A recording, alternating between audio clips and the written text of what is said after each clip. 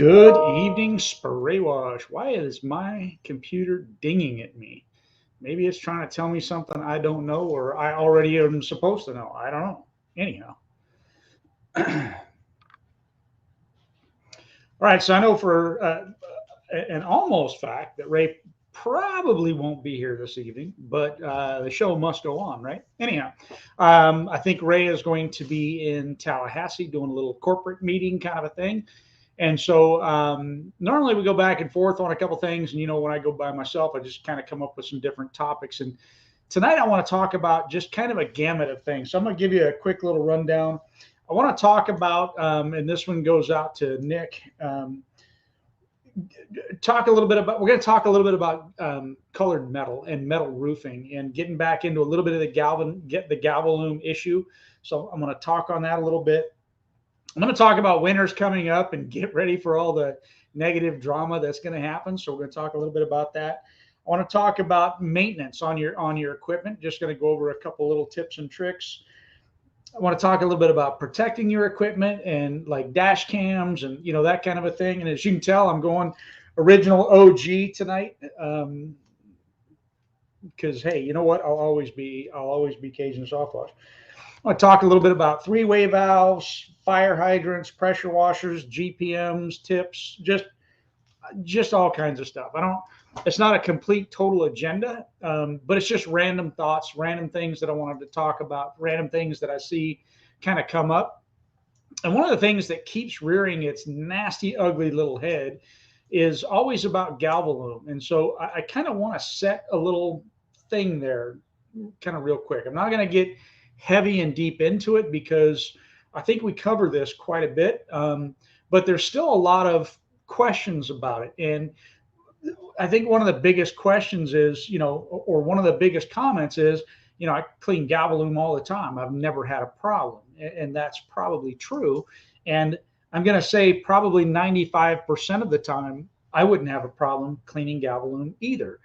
It's just that there's that 5% time. And again, I'm making that up where you can have a severe reaction with the bleach and the galvalume. And again, I think it has more to do with something that's on there. Now, when we're talking about a colored metal, so if you've got a red roof, a white roof, a brown roof, a green roof, it doesn't necessarily matter, right? If it's a galvalume roof or not a galvalume roof, if it's painted, you generally don't have a problem with turning it black from a reaction from the bleach. What you have a problem with is causing an oxidation to it or a flash oxidation to it, or not realizing that it's oxidated before you even start. And I encourage you, especially on any colored metal whatsoever, if you get up there, rub your finger on it and see if any of that color comes off, and make sure that you note that, you show it to the homeowner, that kind of thing, because that's oxidation and they need to know that it's already there. You need to document that kind of thing. If it's galvalume, the shiny silvery stuff, most time you're not going to have a problem, but every now and then it rears its ugly head and it turns black on you. And again, I think it's more something that's on the roof that's reacting to the chemical, if you would. So somebody asked about that today, and I just wanted to touch on it briefly and kind of go over it. The next thing I want to talk about a little bit is, hey, winter is coming up. It is so time for everybody to start picking on each other. People getting upset over absolutely nothing. And look, I'm going to encourage you just to kind of stay positive on that kind of stuff and try to stay off all the drama, because it's this time of year. It's getting ready to happen pretty soon. And everybody's getting ready to get stuck in the house, and I think it's a common thing where you're not making money, and you're letting it get to you, that kind of thing. So that's why you should be bank piling during the year. It's too late at this point to start bank piling unless unless you've got a really good job coming up. So, hey, Truth Seeker, how are you this evening?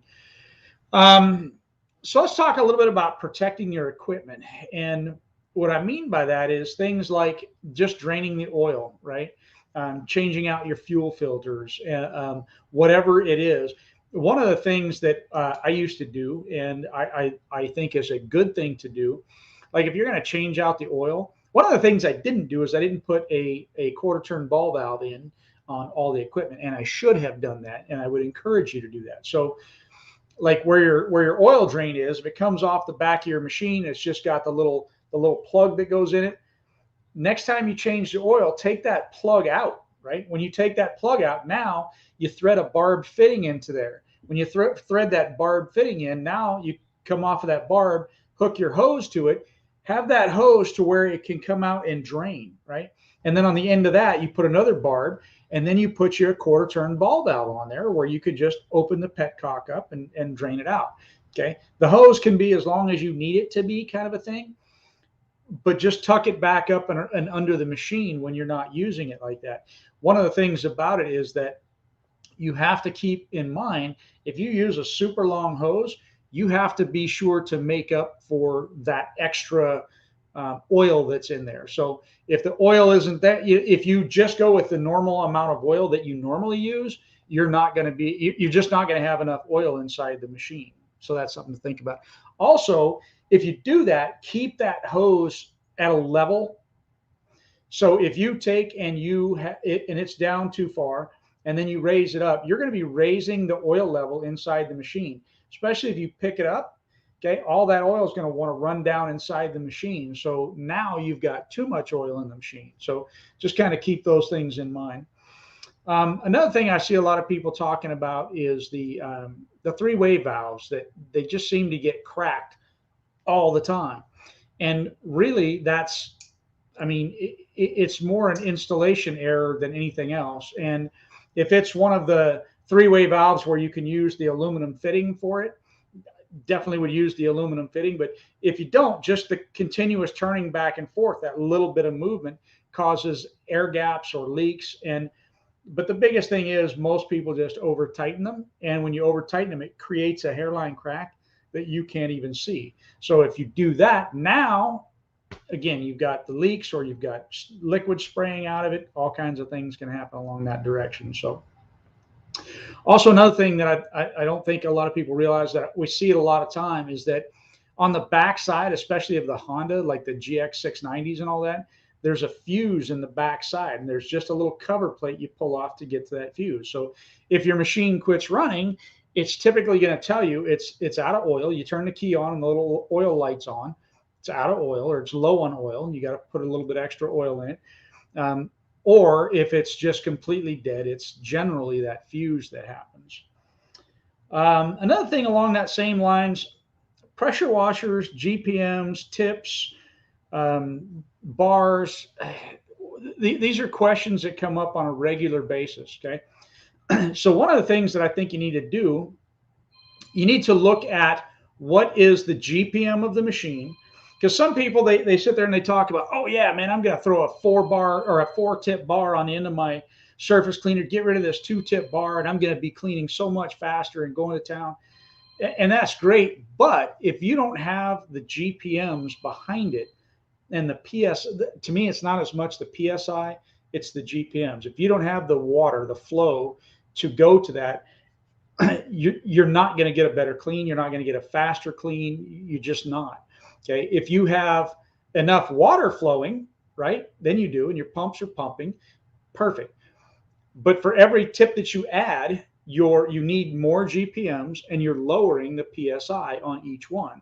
Not only that, but think about, a lot of times I get people that are saying, man, my surface cleaner was doing great, man. It was awesome when it was brand new, but now it just doesn't clean, it sucks.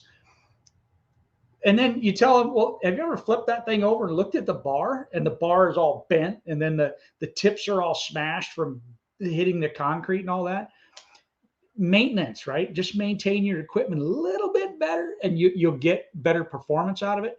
Another little tip or trick on that, which most people know, but if you get from a welding supply store, you can get the tip cleaners, okay, that they use in welding to clean out the torch tips. And they're just little wires that go, and they come in a little tiny case, and you can just use that to pick and prod the little pieces of debris out.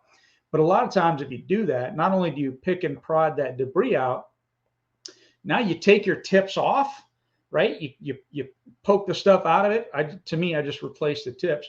But now run your machine for just a second and just let that water flow and get the debris that's inside there out of it, right? But again, going back to if you're just going to try to go from a 2-tip bar to a 4-tip bar, you need to now look at the sizing of those tips and the GPMs. If you're running a 4 gallon a minute machine or a 4.5 gallon a minute machine, and you start adding tips to it, you're just not going to have enough water to make that work correctly. And there again, if your bars are bent and your tips are all clogged, you're screwy anyhow. um, Again, cold weather coming up. Uh, that's the one thing I love probably the most about having the shop is just being able to drive inside. And so I've never really had to winterize my machine. So if you guys are out there and you have thoughts and things that you want to put out for as far as winterizing your machine, feel free to speak up. But for me, a lot of it can be done fairly simply, and I see some of the things that where people get really into. I want to say getting carried away with um, winterizing their machines, more so in areas where they're only winterizing them for a night or two and then they're going back out and washing, like where you have the temperatures that just dip down into freezing but then come right back up to where you can wash. One of the things I'll encourage you to get is what's called heat tape. Heat tape is, and it's like an extension cord, right? And you just plug it in, and then you can take it and you can wrap it around different things, and it heats up and it stays at a consistent temperature. So when you do that, now you can take and just cover it even with a blanket or whatever, but try to wrap that heat tape in and around things to try to keep things nice and warm. Obviously, if you're just going to shut down for the winter, I think one of the best things you can do for most of your equipment, pressure washers, and for I wouldn't do it for like window cleaning equipment, that kind of a thing, but pressure washers and booster pumps and proportioners and all these kinds of things in your tanks, completely drain them and then stick a little bit of air pressure to them. It doesn't take much. All you have to do is create a little fitting that would hook up to where you would normally hook your hose pipe up to. Take that and now just stick about 14 psi to it, something like that. It doesn't take much pressure, and blow out all the lines. I see a lot of guys that talk about going ahead and put a little bit of antifreeze in there or something like that. Agent Halt, that's all fine. Do that. Agent Halt, I think, is still going to freeze on you. So I wouldn't. I mean, you might run that through there, but then blow it out, and then maybe even use a little bit of antifreeze in there. If you're going to be keeping it blown out for the entire winter season, right? You're just going to shut down for that 3 months or whatever the case may be. MTH says, I empty the buffer, half-gallon of antifreeze, and cycle it through the pump till excess water is removed and blow out all my lines with an air compressor, and I'm out. So just out of curiosity, what PSI do you use?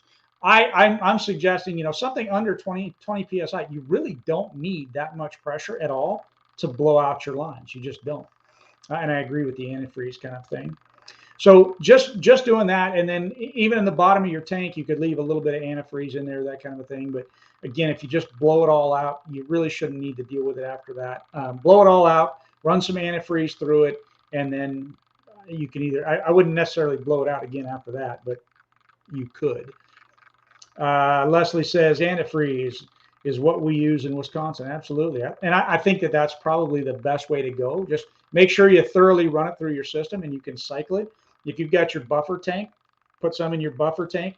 And then as you're running whether you're using a booster pump, you just stick your booster inside that tank and just let it cycle through there till you've got it thoroughly through there. Same thing with your pressure washer. Just cycle it through and keep shooting it right back into that pressure tank. Or that buffer tank, I'm sorry. MTH says, I have a pancake compressor from Home Depot and just use an air chuck. Yes. One of the ways that you can do that, if you have the air chuck on the end of it, right, but you've got your hose pipe end is this big, obviously they don't mesh in size. So all you got to do is just take a rag and stuff your rag around there, put a little air to it. Might take a little bit to get through it, but it'll definitely go. I'm still actually battling this whole COVID thing.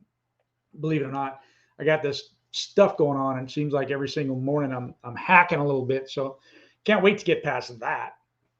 Anyhow, Robbie Nash says we let ours freeze last year in Texas with big freeze, and it was a nightmare. Used a heat gun to get it back on or to get it to work, and it was no fun. A lot of times when you get to that point and it freezes, man, it's gonna create damage, and there's no way back from the damage, especially if you crack your pump. Man, that just sucks. Especially since it's so easy to deal with and address. It really is. Especially if you know you're done for the season. Texas is one of those areas where you're not really going to winterize your equipment. You're going to more want to just keep it warm for a night or two. And so doing something like that, like I said, the heat tape works really good. Just wrap it around, and the heat tape really isn't even that expensive. It's definitely not as costly as a new pump is going to be. That's for true. Um, Leslie says, remember to let off the wand to get it in the bypass. Absolutely. If you just run it and you're just, you've got to stop, let off the trigger, let it bypass, and let it go completely through the entire system. Good point. Facebook's user says, it's Dougie. Yes, it is. NOG Attire. OG Attire. I'm digging it, right? I miss washing. I really do. I enjoy washing, but at the same time, it's a good thing I'm not washing anymore. But I do miss it. All right, let's talk a little bit about dash cams. I don't know why this is something that I want to talk about, but like for me, I started working for this company. They have dash cams, and I've always wanted to put dash cams in the trucks, right? And the reason is I like to have a forward and a backward, and I would like to have one inside the cab. Since I have that now, I'm not sure I like that as an employee. I'm like, nah, I don't like this. But I don't really have an employee mindset to begin with. But I understand the point, and I think it's a good thing to have. It definitely has curtailed me from doing some of the things that I even would do, right? And so I know it would change the way employees do things. And again, I think it's an overall protective factor, right? So the truck that I drive in currently, I mean, it has all kinds of weird sensors in it. It'll beep at me if I go over or if I hit 73 miles an hour. It'll beep at me if there's a sharp swerve, or it'll just do things. And it's recording all this and it's sending it back to the home office. And there are a lot of different programs out there for that. There are different dash cams out there. There are things that you can do fleet wise, and there are things you can do, just like if you just have one truck that you're sending out. I think Ray has one that's called the Owl Cam, but there are lots of different versions out there. I'm still kind of up in the air, how I really feel about it, because again, I think as an employer, I think it is a very valuable tool, and I think it can be extremely beneficial to your company in many different ways, where it's going to protect the guys that are driving the trucks. They're just not going to do some things that they would do if that camera wasn't there. But it does feel like an invasion. It does feel like, man, this guy just doesn't trust me. And it can be that, but that's not really the point of it. Okay. It's about keeping your company and everything safe. And then having the cameras going forward and backwards where you can see it at the same time, I think is a valuable thing. And it lets them know that you can see if there's a crash, anything happens, it's all there, it's all recorded. And I think it's getting to be more and more important in today's day and age, where there are so many people that are, texting and driving and talking and, too many things, eating their burgers and all that. How many times I've had people cut in front of me or cut me off, or, you're coming up, you're on the interstate and you're going, and then there's a merge lane and it's heavy traffic, and they go all the way up, and then they try to just cut you off right there. Things where you could rear end them, but you end up being at fault because you rear-ended them. So the dash cameras help protect that issue where you can say, no, look what happened. I was right here. This guy came up, he did that. So I think it's a really good thing in the long term. I don't like it being in the truck that I'm in because I feel like it's an invasion on me. But I have to remember that this is their equipment, their truck, their everything. So I get it and I understand it. I don't know who this is. This is bullcrap. I'm signed in on StreamYard. I'm protesting. Dougie is ugly as hell and knows who this is. I don't know who that is. I don't know who that is, Scott. I'm going to assume that it's Scott. I'm betting that it's Scott. I don't know who it is. But if it's Scott, yeah, never mind. I'm not going to go there. We'll leave it alone. I don't even know if you're still in this area. If it's Scott, are you still down here doing the work? That's what would be my question. All right, so that was kind of the dash cams. Again, I have no real agenda. Ray's not here, so I'm going to play around a little bit. I got a few other things that I want to talk about. Oh, he says, no, it's not. It's not. Well, it can't be. It can't be. It's not Jacob. Jacob, no. You got me. I don't know who it is. All right, here's a new question. Ali Aoud. Don't know who you are, but are you gay? I don't know. Are you? Is there a reason you need to ask that question? I don't care what you were asking that question for, but I don't know. What are you about you? Yeah. Signing our contract for Louisiana soon. I am not in LA anymore. Signing our contract for Louisiana soon. I'm not in LA anymore. Dude, you're testing me. Signing our contract for Louisiana soon. Yeah, so it's Scott. You're not in LA anymore. Signing your, yeah, Scott, get out of here. That's exactly who it is. Don't tell me that it's not you. That's exactly who that is. And you didn't bother telling me you were leaving and all that kind of fun stuff. So there you go. All right. Fire hydrants and meters. I wanted to kind of touch on that just briefly because I saw this one pop up again. And, you know, if you use a fire hydrant, you can fill your water so stinking fast. And here's the point behind some of this. So I recently talked to somebody about a job where they're working kind of out of the way, and you know they couldn't get the water from the person's house because they were on a well. They were on well water, and so they were going to have to go back and forth getting water many times. Well, if you're going to do something like that, first of all, I would probably bring in a water truck instead of trying to run back and forth to fire hydrants, that sort of a thing. But a fire hydrant can be a super big way to, super quick way to fill it up. But you do in most cases, you need to put a deposit down. You need to find out who owns the meter or who owns that particular fire hydrant, what city, county, parish jurisdiction that it's in, because they have the jurisdiction over that particular fire hydrant. I can tell you that I personally have called some of the local fire stations that were right nearby they were right nearby where the fire hydrant was that I needed.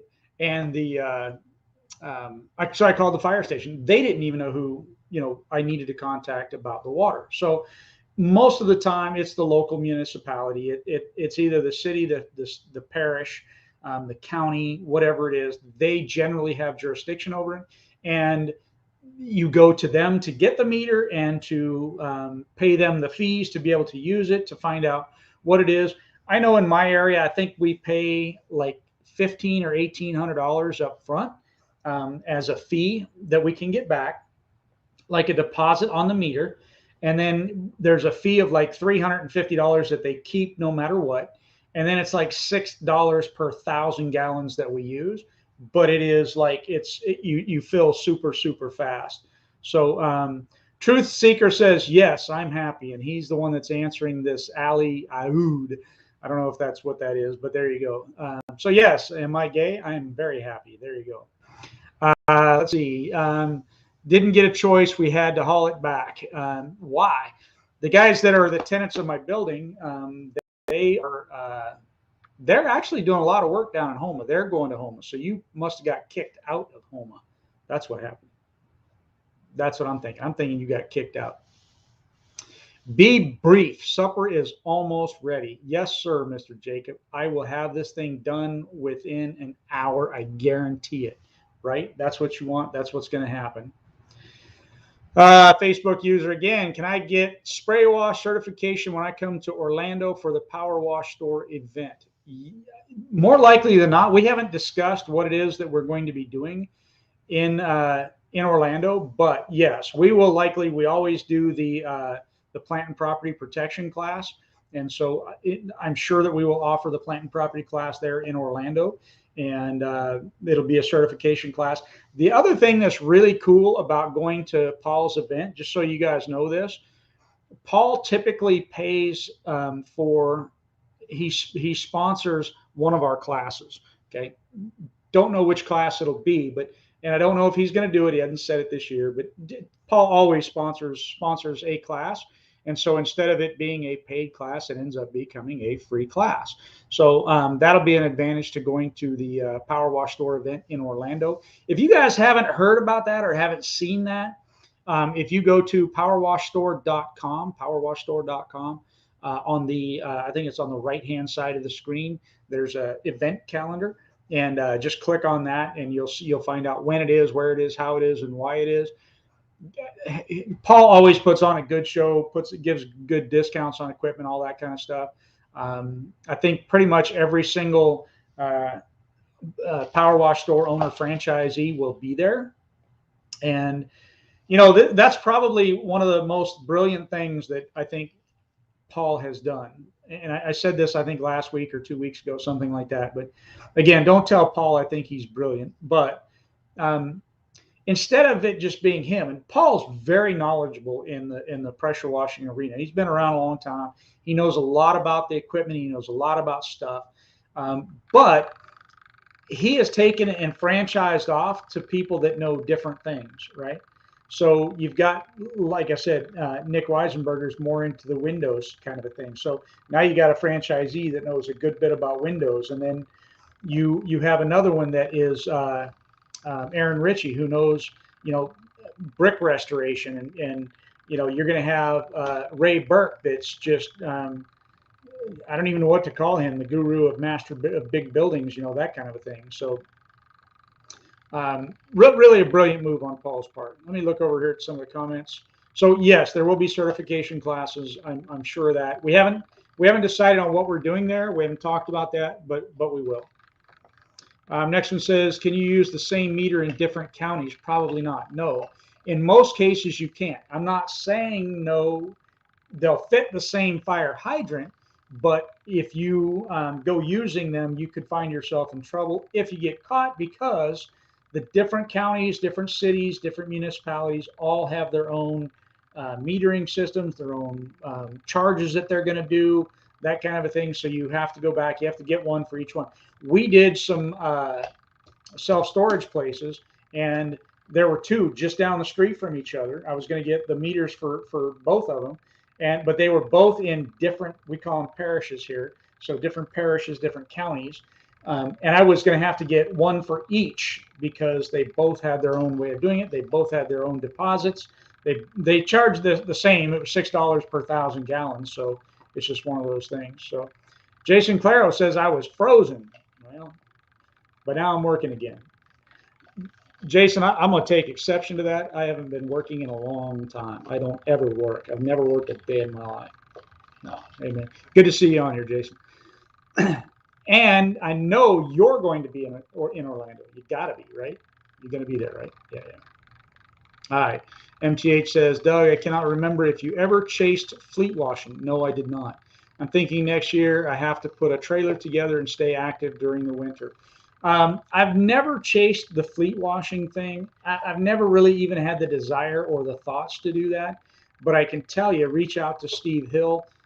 Again, Power Wash Store owner, and he does a lot of fleets, and he's kind of like the fleet guru, if you would. He's got a lot of stuff that he knows just specifically about fleets, And whenever I've had questions or people that have asked me about fleet washing, and because I never want to give advice that I don't know stuff about, right?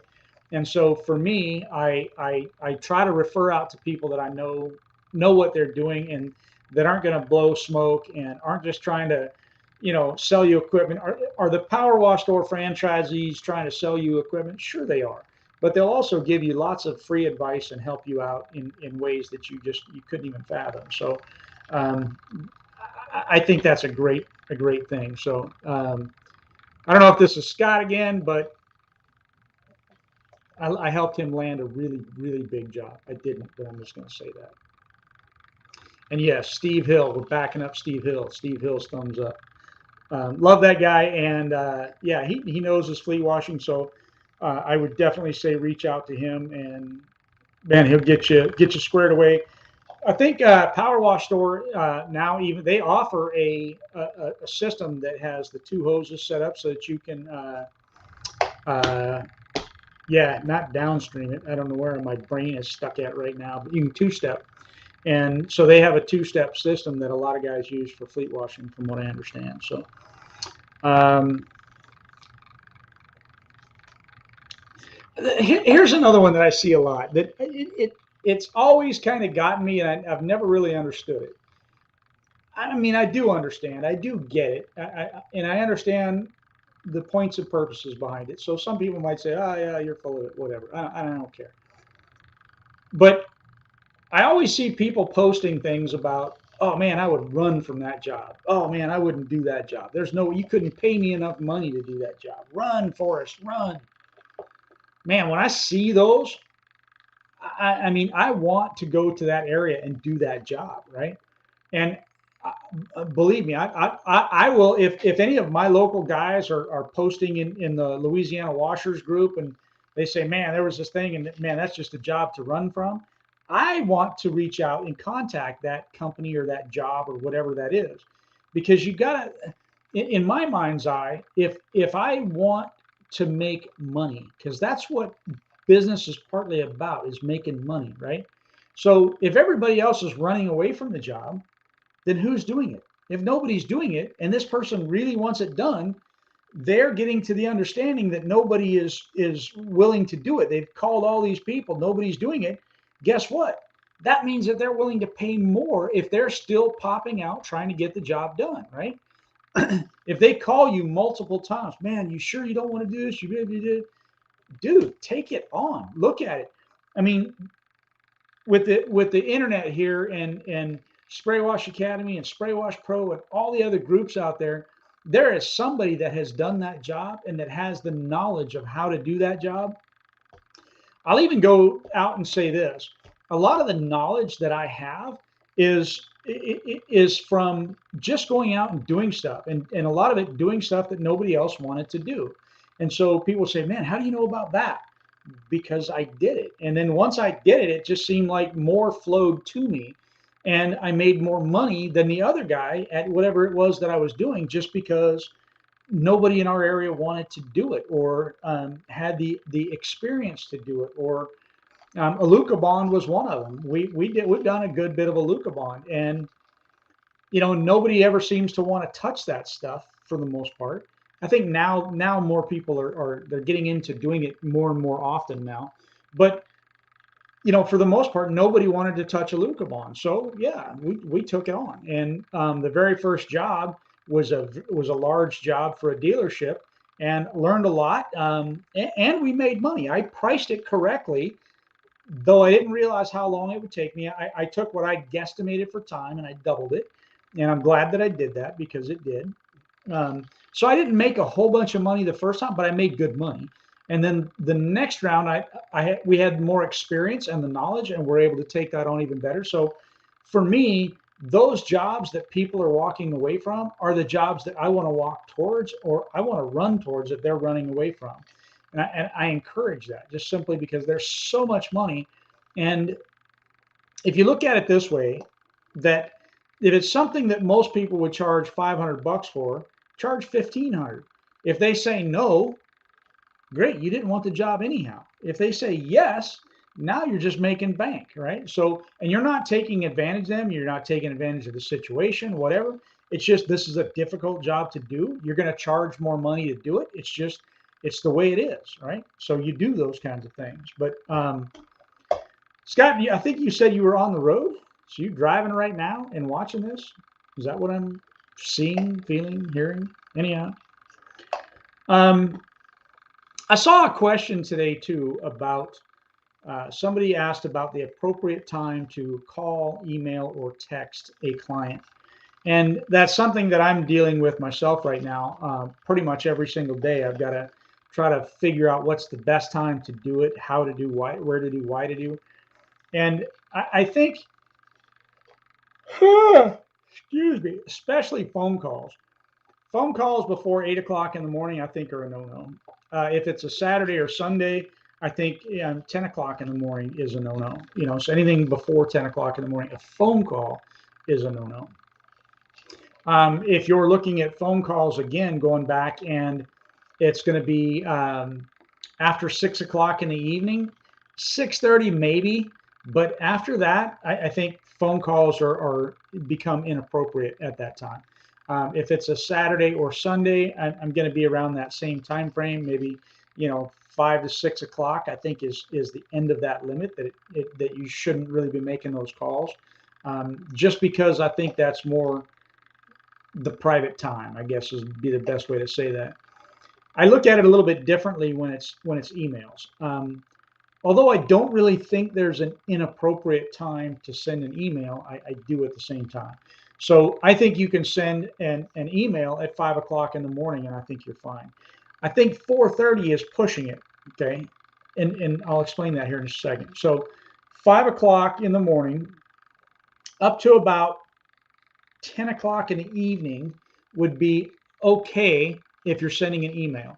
And the reason that I say that is very simply that if I get an email from somebody and they emailed it to me at, you know, especially I'm going to say between the hours of 1 and 3 in the morning, probably more so 12 and 3 in the morning, 3:30 ish. I'm looking at that as, was he drunk when he sent this? It's just a natural thing that pops up into my mind, that why is somebody sending out an email to me this early in the morning if I'm a customer, right? If it's somebody like if Steve Hill were to send it to me, or if Paul or Ray or Scott, I mean, those are different. If one of you guys sent it to me at that time, I don't necessarily look at it that way, because it's different when it's a customer relationship, right? So those hours there's really not any reason to be sending that email, especially today's day and age, where you can set a filter to send it at a certain time. So if you're up at 3 o'clock in the morning and you're wanting to do your emails, that's cool. But when you go to hit the send button, schedule the send instead of sending it out at 3 o'clock in the morning, where people are going to look at you and say, what is this Yahoo doing sending an email to me at 3 o'clock in the morning? Schedule it to go out at 7 in the morning. Schedule it to go out at 7:30 or 8 o'clock in the morning. I think that there's a time frame there where between that 5 and 7 a.m. mark is a really good time in my mind to send out emails, because when I get an email between that time frame, I think somebody is up and at it. They're a go-getter. They're trying to get things done, and I think that's how a lot of people look at it. Where middle of the night, not so much. Middle of the day, it's just a random, regular email. I don't really think much about it. Don't really care. So I really like the 5 a.m. to 7 a.m. email send. And again, just schedule it, and you don't have to worry about it. Texting is a whole different ball game as well. I think you can text a little bit later than you can call, and you can text a little bit earlier than you can call, but it's still not. It still falls along that same line as to, I think you should have a real reason for sending a text out after about 7:30 in the evening, right? So at 8 o'clock, 8 to 9 o'clock, if I'm receiving a text from you, it better either be important kind of a thing, or, and again, this is back to a customer relationship, not just, a relationship like what we might have here. But as a customer, if I see it coming through too late, or in the, you sent me a text in the middle of the night, I mean, I'm probably not thinking that you're who I want to do business with. Like maybe there's something wrong. Like why would you send me a text at 3 o'clock in the morning? Hopefully I was smart enough to have my phone turned off, and so I didn't hear it ding. But especially if I'm not one of those guys and I don't turn it off and my phone dings at 3 o'clock in the morning and I look at it and say, who is this jerk sending me this text at this time of night? So I encourage you not to send those texts out that early, kind of a thing. I just, again, I feel like it's just not the appropriate time, not the appropriate times to do it. Think about those kinds of things before you send calls, emails, or texts. All right, let me see here. What didn't I talk about? Winter is coming. I know there's going to be some stuff happening this year. I feel it. I feel it already, especially with COVID. And I think this year was a little bit of a down year for some of the guys from what I'm seeing. So I think we'll have a little bit more nastiness this time of year. I had something else I wanted to talk about, but I can't remember right off. Another thing I think that people have asked a lot about is hot water machines. If you don't really do much hot water work, or you're not preferring to do like a lot of grease and oil work, I know as Cajun Soft Wash, I really had no real need for a hot water machine. But if we did a lot of gas stations or a lot of fleet washing or that sort of thing, that's where you have to know what it is that your market is, what it is that you're going to go after, and that's really where you look at the hot water machines. I think. I don't think you use. I know I've seen before somebody way back when posted about how they use and they advertise. We use hot water during our house washes because the steam works better and does this and does that and blah blah blah. Well, I think that's crap. Number one, but number two, you have to, depending on what you have in the area. Like we've got a lot of the EIFS, the exterior insulated finish systems, stucco, if you would, in our area. And the drive-it manufacturer, the biggest manufacturer of the EIFS systems, I believe they're still the biggest. They say nothing over 600 degrees. Okay, so you don't want to. They don't want you using hot water because what's behind that very thin layer of cementitious material is foam, and if you heat that up, it can melt the foam, literally. So you don't want to be using hot water with it. Let's see. Somebody's asking, do you prefer commercial or residential jobs? If I could have my druthers, I would rather to have commercial all day, every day versus residential. Residential, I use for me. I don't look at residential really as a profit place. I look at residential as a keep everybody busy for the commercial jobs. I prefer commercial jobs. We make a lot more money at it. We make it a lot quicker. I thoroughly enjoy, especially larger projects. When you get to go do a large project and you get to look back and say, yeah, we did that. It's an awesome feeling. And you just make so much more money at it that I definitely prefer commercial way over residential any day of the week. If I were going to go chasing a business that direction, I would try to go more just commercial. I'm going to tell you what, I could have made as much money doing just one of my commercial accounts. Just one of my commercial accounts paid me enough every year that I could have just done that, worked a couple of months a year, and made my $100,000 a year and not cared. Right? Could have done that. Okay. So getting the right commercial accounts is also another aspect of that. So, I mean, that particular company, we maintained about 3 million square feet, not just concrete, but buildings. And if you threw the concrete in, I mean, I think with that company, we probably maintained, well, probably 3 million square feet of concrete. I'm making up the number. I don't actually know what the number of concrete was. A lot of their properties had, 150,000 square feet or 80,000 square feet. I think their largest one was like 230,000 square feet, but they had a lot of them that way. So just working for that one company, I could have worked 3-4 months out the year, made $100,000 and not cared. Looking back on it, I think I'm stupid that I didn't do that. But look, going after commercial is I think a super awesome way to make money and make a great living at it. Keep your guys busy. What up, the Jacob the Dell to the Dell? What up, Jacob to the Dell to the deal to the diesel to the dar? We all like us some Jacob, right? Rich and Maria, let that guy crank up the heat and hit some vinyl siding. Yeah. I'm going to tell you what. That's probably the funniest thing when you go out and you're like, some people are like, your process melted my vinyl. And I'm like, what do you mean our process melted your vinyl? Well, yeah, and they'll come over and they'll show me, look how all the vinyl's melted there. Okay, well, first, we use cold water, so there's no way we could have done that. The chemical process won't do that. But you know what would do that? Your barbecue pit would do that. And it's like the light bulb goes off. I'm like, how in the world did you not know that? And how in the world did you? To me, that's kind of the epitome of where people don't pay attention until after you clean.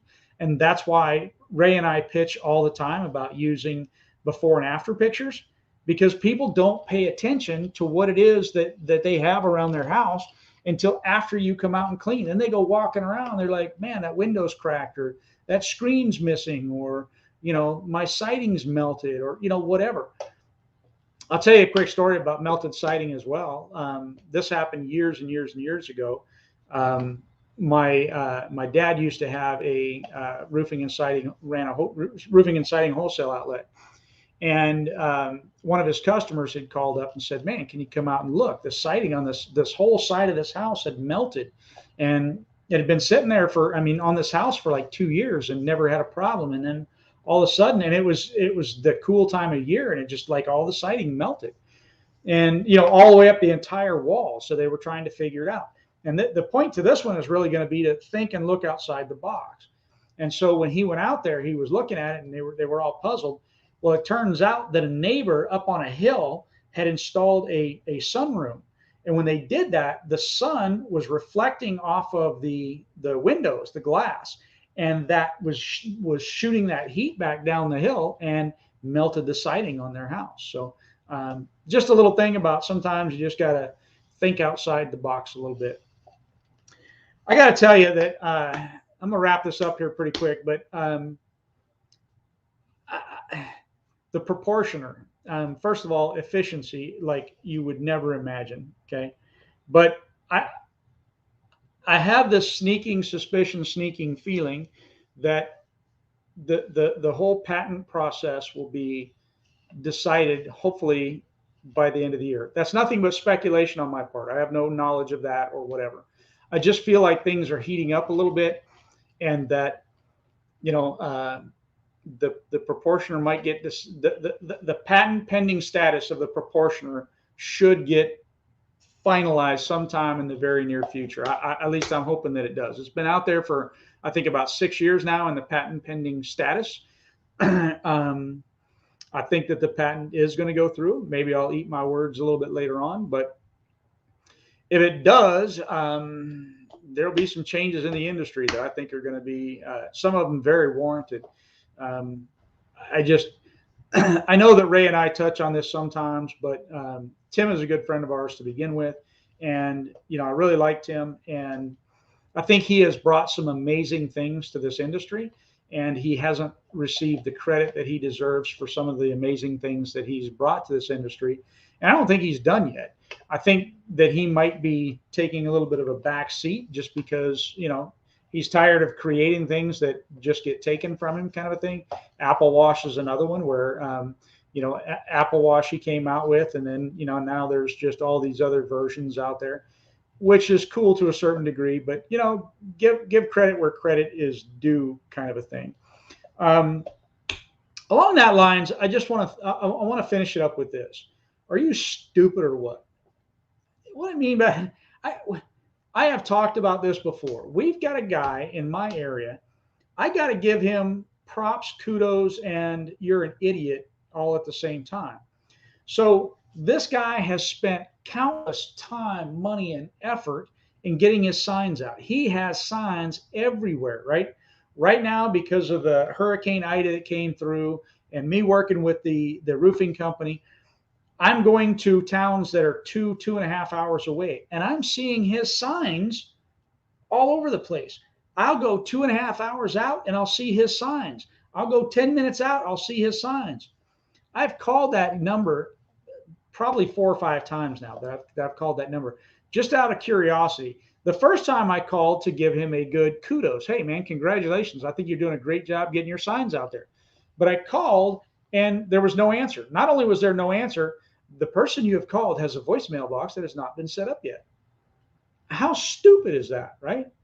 And then, I mean, every time I've called, I've never received an answer, not one time. Maybe he's just too busy because he's got so many signs out. That's great. I mean, I appreciate that. But why waste all that time, money, and effort? If you're going to do something like that, you have to get to a point where you're like, man, I can't handle the call volume, right? So either quit putting out signs or hire somebody, do something with it. I mean, if you're going to go and put out the time, money, and effort to put out all those stinking signs, and you don't even have your voicemail set up yet, I have no faith in your ability to even clean my house, because if you just don't have enough brains for that, I'm sorry, I just don't see it.